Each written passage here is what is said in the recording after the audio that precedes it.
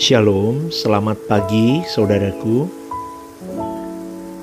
Memang seringkali Tuhan itu memberikan masalah, lalu seakan-akan Tuhan itu diam. Seakan-akan Tuhan itu tidak hadir dan tidak memperdulikan kita. Sehingga kita bertanya, Tuhan, di manakah Engkau? Lalu Tuhan itu berdiam diri, saudaraku. Seakan-akan begini, Tuhan itu sembunyi tangan. Kita bingung mengapa Tuhan melakukan itu. Kenapa Tuhan bersikap demikian kepada kita? Saudaraku yang dikasihi oleh Tuhan, lewat masalah, ternyata Tuhan mau membuat kita menjadi pribadi yang dewasa. Pasti Tuhan mengizinkan hal-hal itu terjadi dalam hidupmu dan hidupku karena kita memang mau didewasakan. Jadi kalau kita melihat masalah kita begitu berat, begitu besar, jangan berpikir Tuhan itu lebih kecil. Tuhan yang mengizinkan persoalan-persoalan itu terjadi untuk mendewasakan kita, untuk menguji kita. Mestinya di tengah-tengah situasi yang sulit itu, kita jangan kecewa kepada Tuhan. Kita jangan marah kepada Tuhan. Tetapi kita coba belajar untuk bersyukur. Karena memang ternyata lewat masalah itu Tuhan memberi berkat kekal kepada engkau dan saya.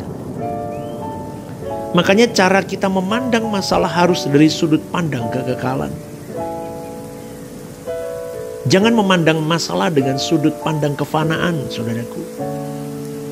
Jadi berat nantinya. Apakah artinya masalah ini dibandingkan dengan kekekalan kita? Amin, saudaraku. Jadi kalau Tuhan memberikan kita masalah, sebesar apapun itu, percayalah Tuhan lebih besar. Amin, saudaraku. Tuhan mengizinkan masalah itu untuk kita bisa menghayati tentang keberadaan Allah. Karakter kita diubah dan kita bisa memiliki percaya yang benar. Jadi kalau Tuhan seakan-akan tidak hadir, jangan kita kecewa. Ingat pada waktu Yesus mengajak murid-muridnya berlayar di Danau Tiberias, Yesus tidur di buritan. Sementara mereka ketakutan karena angin badai menerjang dan masuk ke dalam perahu. Namun seakan-akan Tuhan tidak hadir. Tuhan Yesus seakan-akan tidak peduli. Ingat ya cerita itu, saudara. Jadi jangan kita berpikir bahwa Tuhan itu tidak peduli, saudaraku. Tuhan hanya mau menguji mereka. Tapi lewat pengalaman hidup kita belajar untuk mempercayai bahwa Allah lebih besar dari masalah kita. Lewat perjalanan waktu kita tidak curiga lagi kepada Tuhan. Kita membangun kepercayaan kita semakin dalam lewat masalah hidup itu kepada Tuhan. Bagaimana kita bisa mempercayai bahwa Allah lebih besar dari masalah kita? Bagaimana, saudaraku? Jangan punya kepentingan pribadi. Amin. Itu jawabannya, jangan punya kepentingan pribadi. Hidup kita ini adalah pekerjaan Tuhan. Tubuh kita ini adalah bait Roh Kudus. Jalan hidup dalam kebenaran dan kesucian. Itu sangat dan teramat urgent dalam hidup Kristen hari ini. Jalan saja dalam kebenaran yang ditunjukkan melalui Tuhan kita yang mulia, Tuhan Yesus Kristus. Dan hiduplah di dalam kesucian. Kalau orang menentang, melawan, menganiaya kita, membuli kita, membicarakan yang buruk tentang kita, diam, saudaraku. Amin. Anda mau di sosial media dijelek-jelekin model apa, diam. Kalau hidup kita adalah milik Tuhan, pekerjaan Tuhan, berarti orang-orang itu akan berhadapan dengan Tuhan sendiri. Amin gak, saudaraku? Jangan kita membalas, jangan kita sakit hati. Dan jangan kita menyakiti hati mereka. Jadi jangan putus asa saudaraku. Tetap tenang. Karena Allah yang hidup, Allah pasti menyertai, sedang menyertai, dan akan selalu menyertai. Amin. Pasti. Tetapi pantaskah kita disertai oleh Tuhan? Maka untuk kita pantas disertai oleh Tuhan, rajutlah keintiman dengan Dia. Selain merajut keintiman dengan Dia, rajutlah kesucian dan hidupilah kebenaran hari-hari hidup. Hayati bahwa Tuhan ada. Menjerit dan berserulah kepada Allah yang pasti mendengar dan menjawab, saudaraku. Jangan putus asa. Dan jangan lupa, hidupilah kebenaran itu hari-hari hidup.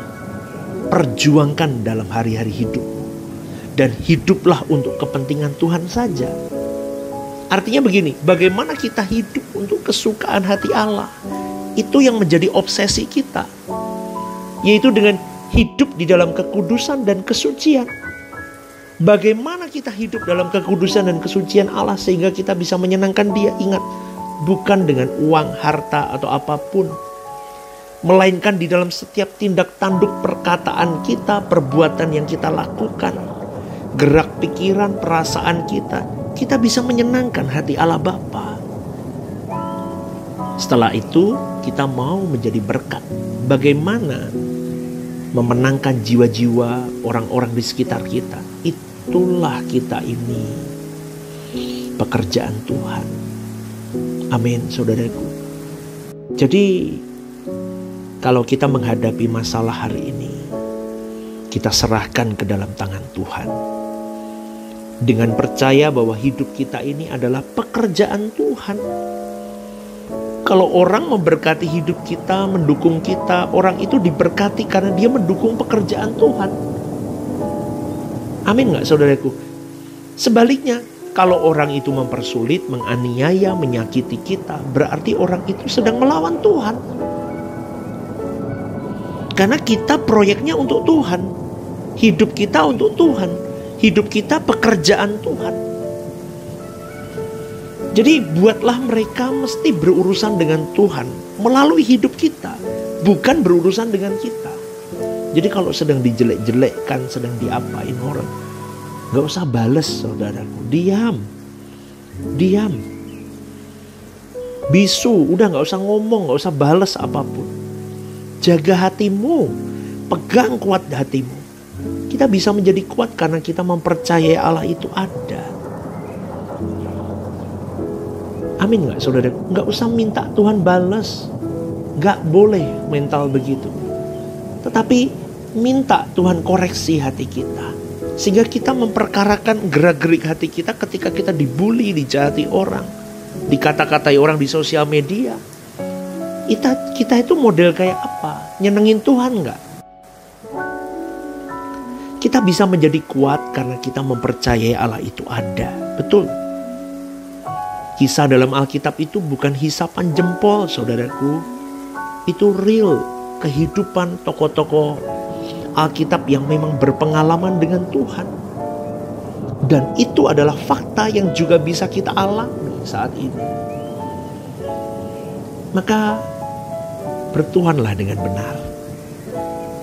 Amin. Jangan curigai Dia. Teduhkan hatimu ketika engkau sedang menghadapi banyak persoalan dan rajutlah kekudusan. Maka kau melihat siapa Tuhanmu dalam hidupmu. Selamat pagi saudaraku.